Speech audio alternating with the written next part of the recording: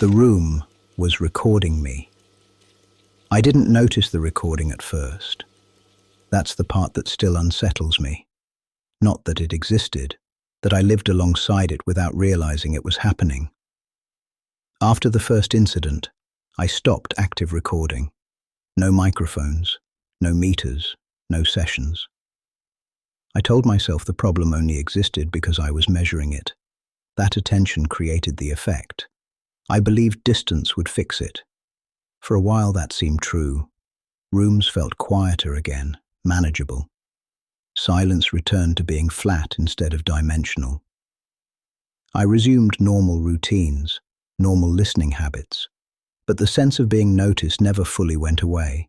It was subtle, easy to ignore, like the feeling of being watched when you're alone, even though you know you aren't. I told myself it was psychological. Then I found the file.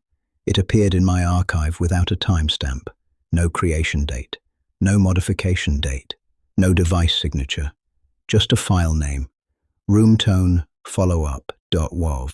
I assumed it was an old export, something mislabeled. I don't remember creating it, but I also didn't remember creating a lot of things from that period. Stress does that. I listened.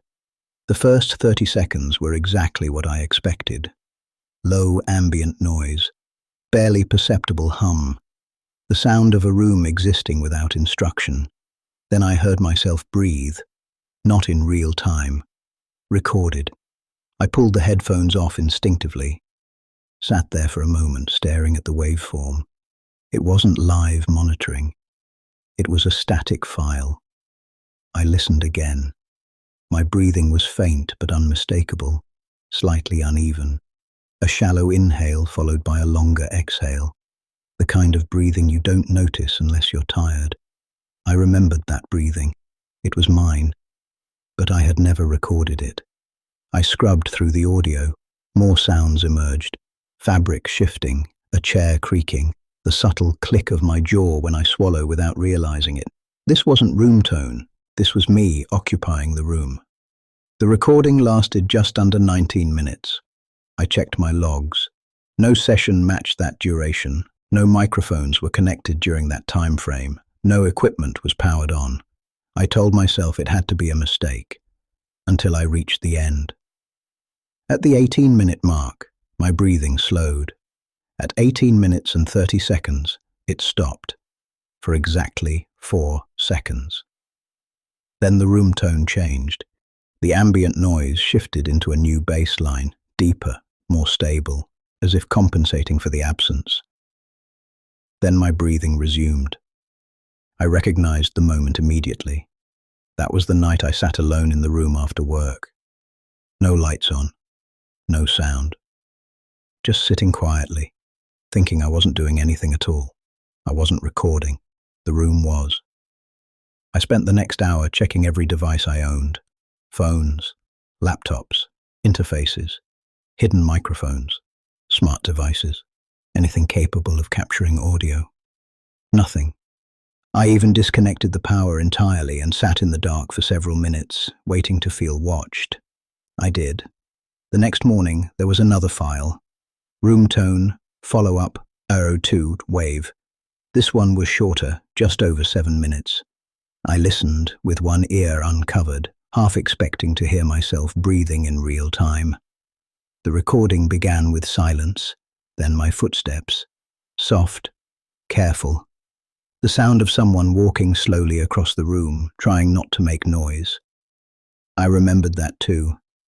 I had been pacing that night, thinking through what I'd heard earlier, moving deliberately, trying not to disturb the quiet. The recording followed my movement perfectly, but there was something else, a second rhythm, fainter, out of sync. At first I thought it was distortion, or echo, or compression artifacts. Then I realized it didn't match anything I was doing. When I stopped moving, it continued.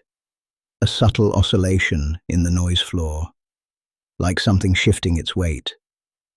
The room wasn't just recording me, it was recording itself, and it had started separating the two.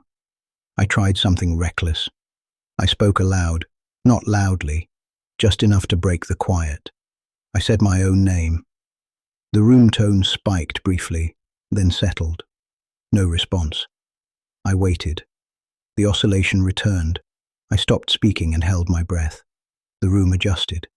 I whispered a sentence I'd never spoken before, something meaningless, a phrase with no emotional weight.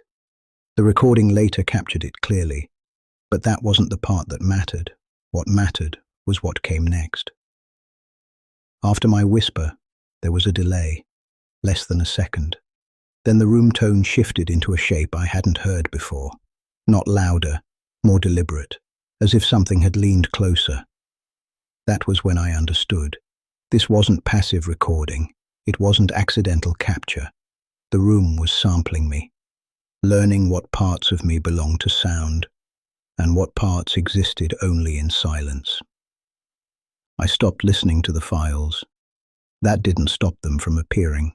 Every few days another one would show up, always unnamed variations of the same pattern, different lengths, different baseline tones, all containing moments I recognized, sitting still, thinking, breathing, waiting.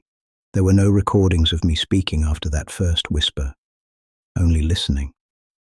I started noticing gaps, moments I didn't remember living but recognized hearing.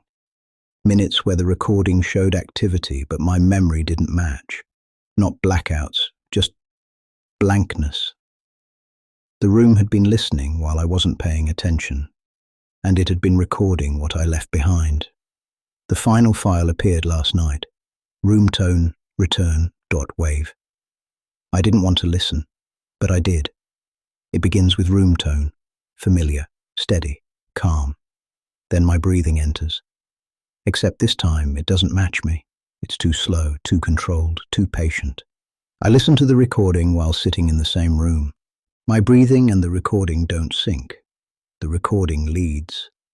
When it inhales, I feel the urge to inhale. When it pauses, I feel pressure in my chest. The room isn't recording me anymore. It's instructing me. That's why I'm making this recording now.